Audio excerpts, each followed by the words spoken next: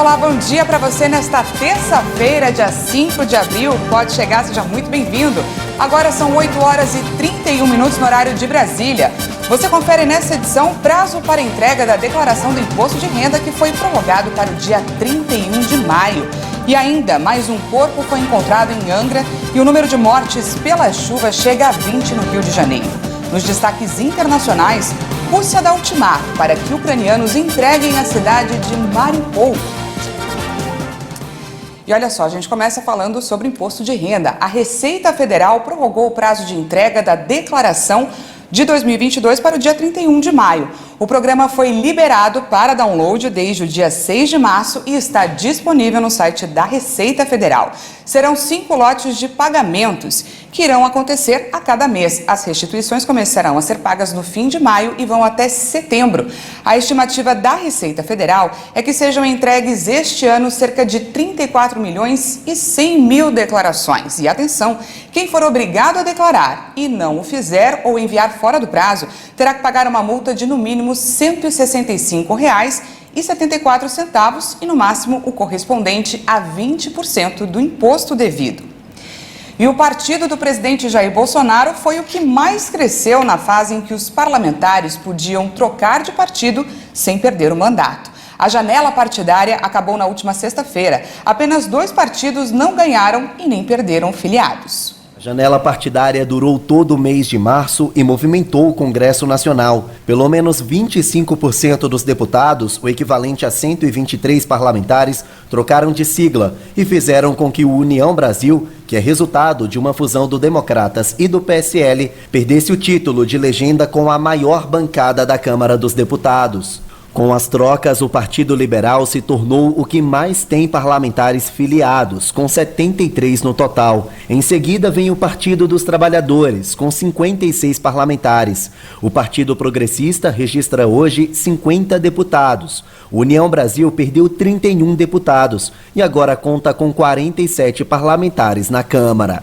O Partido Novo e o Avante foram as únicas legendas que não perderam nem ganharam reforços. Para este cientista político, as mudanças vão influenciar na decisão dos eleitores durante votação nas urnas eletrônicas. Nós já prevíamos uma diminuição, por exemplo, do União Brasil com a saída dos bolsonaristas e um crescimento do PL. O que realmente surpreendeu foi uma diminuição grande dos partidos de esquerda, ou seja, eles não se mantiveram iguais, mas muito pelo contrário, recuaram no número de parlamentares. A janela partidária é o período concedido pelo Tribunal Superior Eleitoral para que os deputados troquem de partido sem correr o risco de perder o mandato. A iniciativa ocorre sempre 6 meses antes das eleições.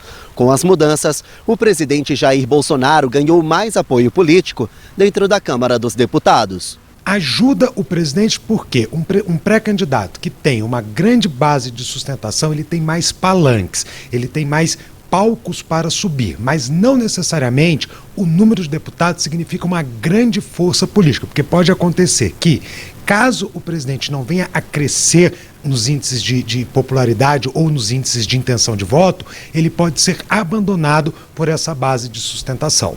O deputado Altineu Cortes, do PL do Rio de Janeiro e líder do partido na Câmara dos Deputados, acredita que o reforço vai fazer com que os eleitores confiem na força do partido durante a votação e que as mudanças foram benéficas não só para o PL, mas também para partidos aliados. Os nossos aliados, Partido Progressista, os republicanos, também saíram fortalecidos, então o Partido Liberal cresceu, mas olhou também a seus aliados.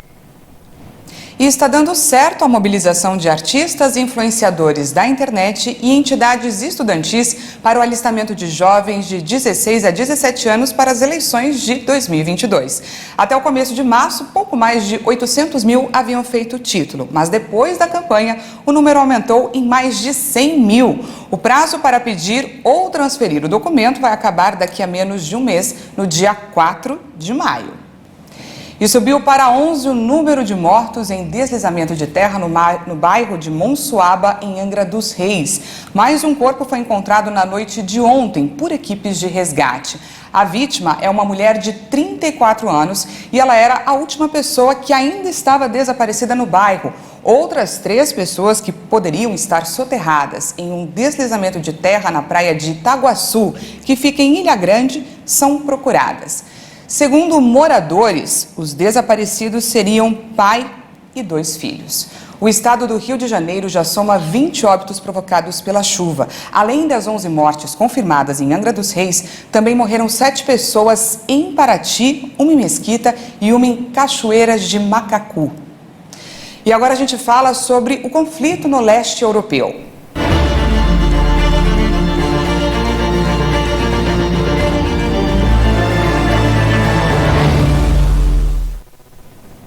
Neste 41º dia de invasão, o ministro da Defesa russo deu um ultimato para que as forças ucranianas que atuam na defesa da cidade portuária de Mariupol, que fica no sul do país, entreguem a região. A cidade, que está sitiada pelos russos há semanas, enfrenta uma das piores crises humanitárias na guerra, mas os ucranianos não parecem ter interesse em se render. A Cruz Vermelha foi impedida de acessar a cidade em mais uma tentativa nesse final de semana. Segundo as autoridades locais, 90% da cidade está destruída e boa parte da infraestrutura básica parece ser irrecuperável. E nesta terça-feira, Volodymyr Zelensky disse que a Ucrânia não tem outra opção a não ser negociar com a Rússia para acabar com os combates. Mas que ele e o presidente russo, Vladimir Putin, não devem manter conversas pessoalmente. Zelensky ainda afirmou que os eventos em Bucha tornam as negociações difíceis e que Moscou deve reconhecer o que as suas tropas supostamente fizeram. E novas sanções econômicas contra a Rússia serão anunciadas esta semana pelo governo americano e seus aliados. Os Estados Unidos também afirmaram que Moscou está reposicionando as suas tropas para concentrar as ofensivas no leste e no sul da Ucrânia. O anúncio foi feito pelo assessor de Segurança Nacional da Casa Branca, Jake Sullivan. Segundo o assessor, estão em estudos possíveis medidas relacionadas com a energia, um tema muito delicado para os europeus que são muito dependentes do gás russo. Países ocidentais já aprovaram várias medidas contra Moscou em resposta à sua invasão da Ucrânia, incluindo sanções financeiras. Sullivan disse ainda que a Rússia está reposicionando suas forças para concentrar operações no leste e em partes do sul da Ucrânia. A primeira fase do conflito, como dizem os russos, foi medida em semanas. A próxima fase pode ser medida em meses ou mais. Sullivan afirmou também que o surgimento de supostas atrocidades em áreas da Ucrânia anteriormente ocupadas pelos russos equivalem a crimes de guerra, mas acrescentou que a situação no país não chegou, no momento, ao nível de um genocídio. E agora a gente vai falar sobre essa possibilidade de um ataque russo no leste ucraniano. Autoridades de Kramatorsk orientaram os cidadãos a deixarem a cidade. A Rússia se prepara para um ataque maciço no leste da Ucrânia. É o que acreditam os governos de Kiev e dos Estados Unidos. O foco principal do inimigo está nos preparativos para a retomada das operações ofensivas para cercar as forças conjuntas e capturar a cidade de Kharkiv. Neste momento, acreditamos que a Rússia está revisando seus objetivos de guerra. A Rússia está reposicionando forças para concentrar operações ofensivas no leste e em partes do sul da Ucrânia, em vez de atingir a maior parte do território. Tudo indica que a Rússia tentará cercar e sobrecarregar as forças ucranianas no leste da Ucrânia. Na região estão cidades portuárias-chave para a criação de uma conexão terrestre entre a península da Crimeia, anexada em 2014 pela Rússia, e as regiões separatistas de Donetsk e Lugansk. A expectativa de um ataque fez com que cidadãos de Kramatorsk deixassem a cidade nesta segunda-feira. Os moradores optaram por seguir a recomendação do governo local e se dirigiram para a estação de trem.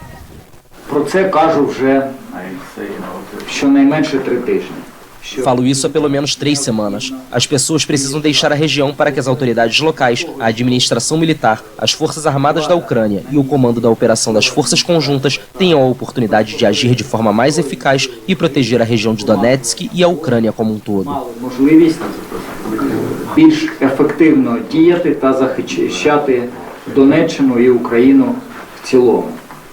Na capital Kiev, a prefeitura pediu aos moradores que deixaram a cidade durante o conflito que não voltem por pelo menos outra semana.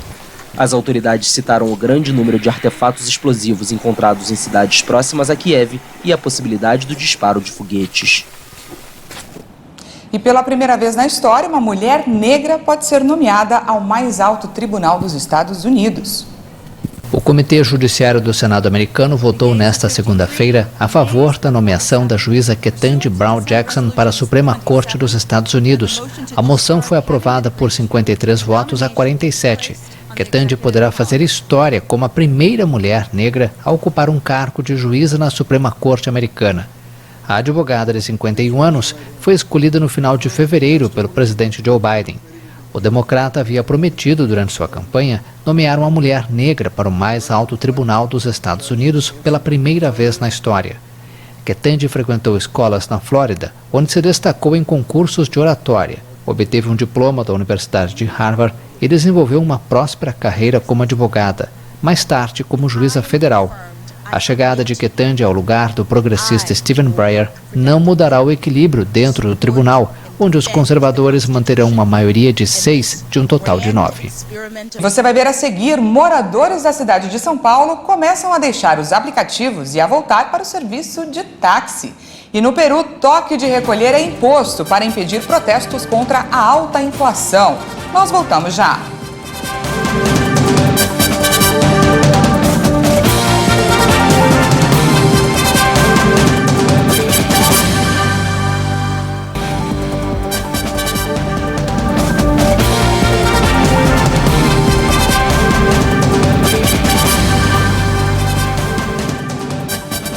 Seja bem-vindo novamente, estamos ao vivo, agora são 8 horas e 45 minutos no horário de Brasília. E a carga tributária aumentou e o brasileiro pagou quase 34% do PIB em impostos no ano passado. Em valores absolutos, foram 570 bilhões de reais a mais em impostos e contribuições. Na proporção do PIB, foi o valor mais alto desde 2010, quando teve início a série histórica. Até então, o maior valor tinha sido registrado em 2011, ano em que o indicador alcançou 33,5%. Os números levam em conta governo federal, estados e municípios e foram divulgados nesta segunda-feira pelo Ministério da Economia. Dos quase 3 trilhões arrecadados, 1,951 bilhões foi para o governo federal, 789 bilhões para estados, 202 bilhões para os municípios. Também, segundo o Ministério da Economia, a carga tributária do governo federal cresceu 1,55 ponto percentual em 2021 para 22,48%. Segundo o Boletim do Tesouro, o aumento da carga tributária foi influenciado pela reversão de incentivos fiscais instaurados durante a crise da Covid, além de um crescimento econômico em 2021, pautado na retomada de comércio e serviços. Em 2020, a carga tributária bruta somou 2,372 bilhões, equivalente a 31,77% do PIB. O economista Adriano Pires desistiu ontem da presidência da Petrobras. Ele foi indicado pelo presidente Jair Bolsonaro para o lugar do general Silva e Luna. E quem também desistiu foi o presidente do Flamengo, Rodolfo Landim, que iria chefiar o conselho de administração da empresa. Os dois recuaram porque souberam que seriam reprovados na reunião do comitê, que deve preparar um parecer ao conselho de acionistas. Ambos teriam interesses particulares em conflito com os da Petrobras. E olha só, muitos moradores da cidade de São Paulo estão abandonando os serviços de aplicativos de carro e voltando a usar os táxis. Uma plataforma registrou aumentos significativos na procura por esse serviço nos últimos meses. Quem traz pra gente mais detalhes é a repórter Maria Clara Leite. Dados do aplicativo Vaditaxi mostram um aumento de 12% na procura por corridas entre os meses de fevereiro e março deste ano. Só que entre janeiro e fevereiro, a alta foi ainda maior, de 15%.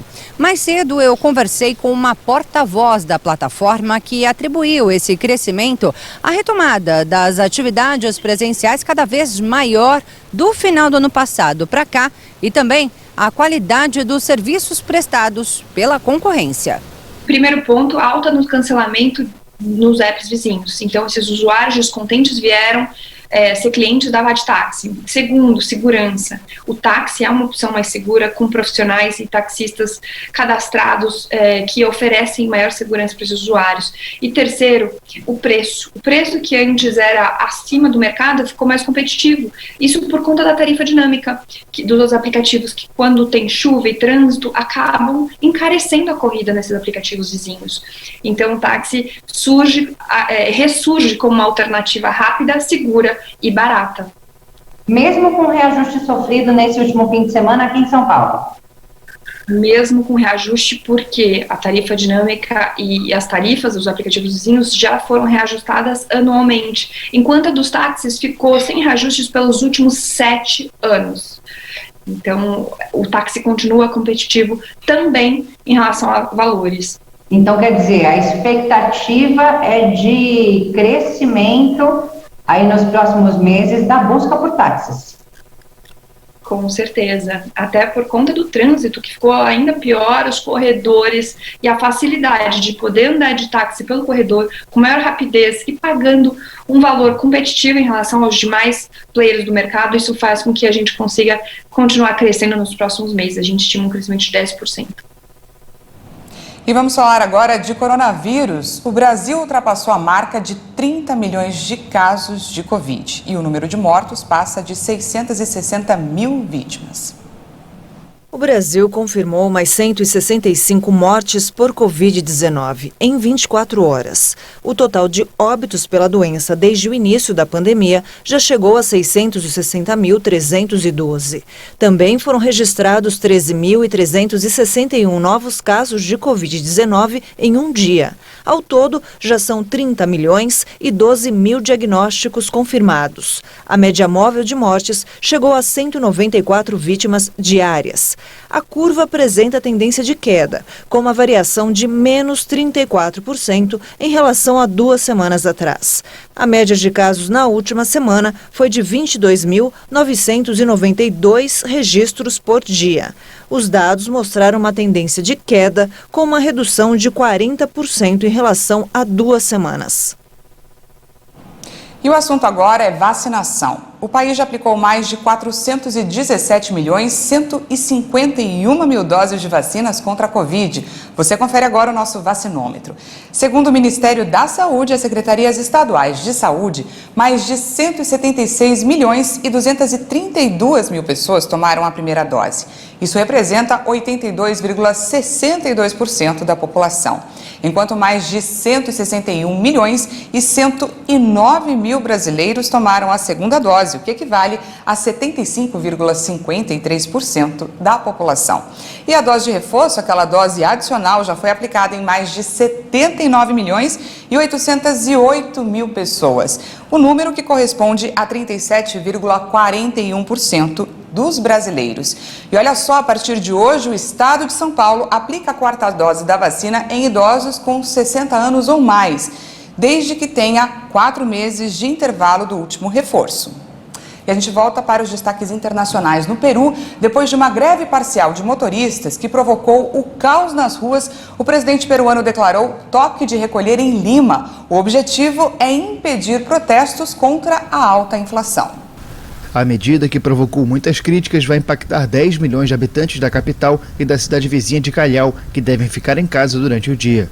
O Conselho de Ministros, de conformidade com o inciso 1 O Conselho de Ministros, de acordo com o parágrafo 1 do artigo 137 da Constituição Política, decretou o estado de emergência suspendendo os direitos constitucionais relativos à liberdade e segurança pessoais, à inviolabilidade de domicílios, à liberdade de reunião e trânsito na província de Lima e Callao. Del domicílio e a liberdade de reunião e de trânsito na província de Lima e Callao.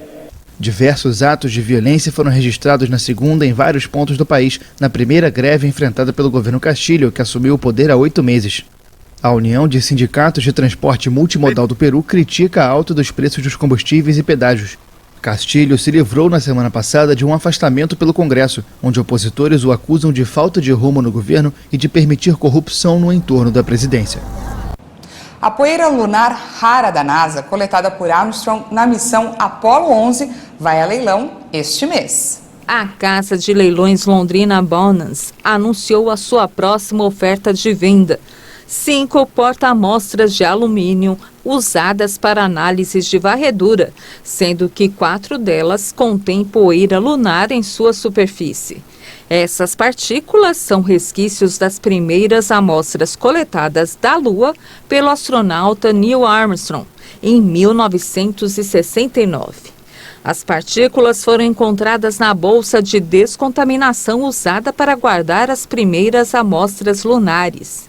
É a única poeira lunar da Apollo 11 que pode ser vendida legalmente, o que torna difícil para a Casa de Leilões estimar o seu valor, já que em 2015 a bolsa foi vendida em um leilão de confisco do governo dos Estados Unidos e, após uma série de ações judiciais, ela foi declarada como propriedade da compradora Nancy Lee Carlson.